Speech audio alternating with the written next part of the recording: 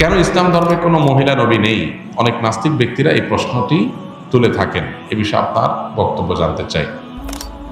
ইসলামে কোনো মহিলা নবী কেন নাই, এই প্রশ্ন যিনি করেছেন তার কাছে আমার প্রশ্ন, আপনার মায়ের গর্ভে আপনি কেন এসেছেন? আপনার বাবার গর্ভে কেন আসেন নাই? আপনার ভাই বোন 4 জন 5 জন 6 জন যে কজনই আছে, এই ভাই বোনের সবাই মায়ের গর্ভে কেন আসছেন? 2 জন মায়ের গর্ভে আসলে 2 জন বাবার গর্ভে আসতেন, এটা কেন নাই? এটার উত্তর দেন। আপনি নিশ্চয়ই বলবেন যে না, এটা তো বাবার গর্ভে আসার মতো না, এটা তো হয় না। মায়ের গর্ভে সন্তান আসে, বাবা লালন পালন করে, উপার্জন করে খাওয়ায়, বাকিটা মা দেখে। তো আল্লাহ রাব্বুল আলামিন পুরুষদের জন্য কিছু ডিউটি দিয়েছেন, মহিলাদের জন্য কিছু ডিউটি দিয়েছেন। আল্লাহ পুরুষদেরকে সৃষ্টি করেছেন কিছু ডিউটির জন্য উপযোগী করে, মহিলাদেরকে সৃষ্টি করেছেন কিছু ডিউটির জন্য উপযোগী করে। এখন যদি আপনি মহিলা থেকে পুরুষেরটা, পুরুষের থেকে মহিলারটা আশা করেন, তাহলে সেটা হবে বোকামি। প্রত্যেককে আল্লাহ তাআলা যার যার ডিউটি, যার যার কর্তব্য পালনের উপযোগিতা দিয়ে তাকে তৈরি করেছেন। দেখুন, আল্লাহ তাআলা মায়ের গর্ভে সন্তান দেন।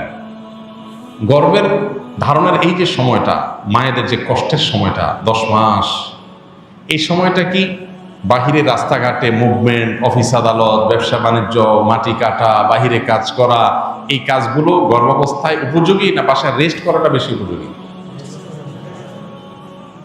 ওকে, সন্তান জন্মের পর 2 বছর পর্যন্ত সন্তানের রিজিকের ব্যবস্থা, সন্তানের সবচাইতে পৃথিবীতে সবচেয়ে উপকারী খাবার দুগ্ধপোষ্য শিশুর মায়ের বুকের দুধ। এর চাইতে উত্তম বা এর সমকক্ষ কোনো খাবার পৃথিবীতে আল্লাহ আর রাখেন নাই। এই খাবার দিয়েছেন আল্লাহ তাআলা মায়ের বক্ষে। তাহলে 2 বছর ধরে সন্তানকে দুধ পান করাইতে হবে, সেটা তো সকাল দুপুর রাত 3 বেলা, নাকি? 3 বেলা না খাওয়াইতে হয় সন্তানকে? কত বেলা খাওয়াইতে হয়? অগণিত বেলা। সকাল থেকে রাত পর্যন্ত কতবার খাওয়াইতে হয় তার কোনো ঠিক ঠিকানা। ওর যখন ক্ষুধা লাগবে তখন সে কেঁদে উঠবে। সেটা হতে পারে রাত 2টা, হতে পারে সকাল 10টা, ঠিক না ভাই? ঠিক।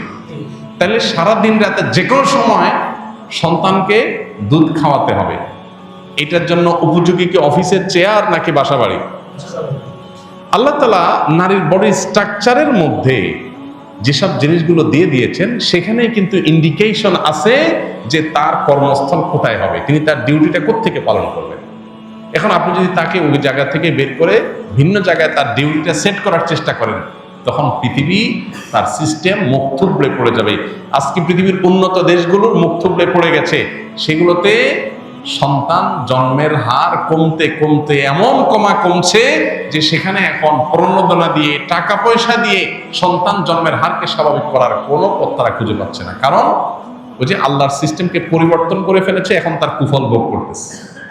সন্তান জন্ম দেওয়ার প্রবণতা মানুষ হারাই ফেলছে। এখন টাকা পয়সা দিয়া, লক্ষ লক্ষ কোটি কোটি টাকা, million million billion billion budget দিয়াও মানুষের মধ্যে সন্তান জন্মের সেই স্বভাবজাত প্রবণতা ফেরাতে পারছে না। প্রত্যেকটা দেশ সাফার করছে, প্রত্যেকটা দেশ। আপনি উন্নত দেশগুলো যদি অ্যানালাইসিস করেন, দেখবেন প্রায় প্রত্যেকটা দেশ সন্তান জন্ম দিয়েছেন, সরকার আপনাকে টাকা দিবে। একটা হয়েছে দিবে, 2টা হয়েছে আরো বেশি দিবে, 3টা হলে আরো বেশি দিবে, তারপর সন্তান হচ্ছে না। বাহির থেকে রিফিউজিদেরকে এনে দেশ চালাইতে হচ্ছে, কারণ নিজের দেশের বাচ্চা সেভাবে জন্ম নিচ্ছে না। ভাইরা আমার, গরিব দেশগুলো থেকে শ্রমিক হিসাবে মানুষকে এনে বা ছাত্র হিসাবে ভিসা দিয়ে নিয়ে তারপরে তাদেরকে মাইগ্রেট করে নিজের দেশে নাগরিকত্ব দিতে হচ্ছে, কারণ দেশ চালানোর জন্য নিজের দেশে সেরকম লোক তৈরি হচ্ছে না। আল্লাহর সিস্টেমকে পরিবর্তন করতে গিয়ে পৃথিবী বহুবিধ চ্যালেঞ্জের মুখোমুখি হয়েছে, আরো হবে। বিধায় কেন আল্লাহ তাআলা পুরুষদেরকে নবী বানিয়েছেন? নবীদের কাজটা বাহিরে না ভেতরে? শুধু কি বাহিরে? তাদের কাজটা চ্যালেঞ্জিং, মহা চ্যালেঞ্জিং, তাই না? কোথাও শত্রুর সাথে লড়াই করতে হবে, কোথাও তাকে যুদ্ধ সংগ্রাম করতে হবে, কোথাও বাধার মুখোমুখি হইতে হবে, কোথাও জুলুমের শিকার হইতে হবে, কোথাও ফিজিক্যাল অ্যাটাকের শিকার হইতে হবে। এগুলো কি একজন নারীর জন্য সহ্য করাটা খুব বেশি উপযোগী? তাহলে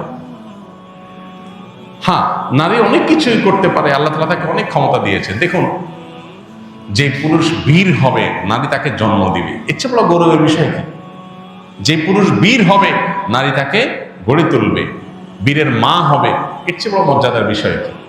মর্যাদা দেওয়ার নাম করে আমরা এখন যা করছি এটা পৃথিবীকে পশ্চাদমুখী করবে। যেটাকে আমরা অগ্রগতির মাধ্যম মনে করছি সেটা আসলে আমাদেরকে পেছনের দিকে নিয়ে যাবে। বিদায় বিষয়ে আমাদেরকে সতর্ক হতে হবে, সচেতন হতে হবে।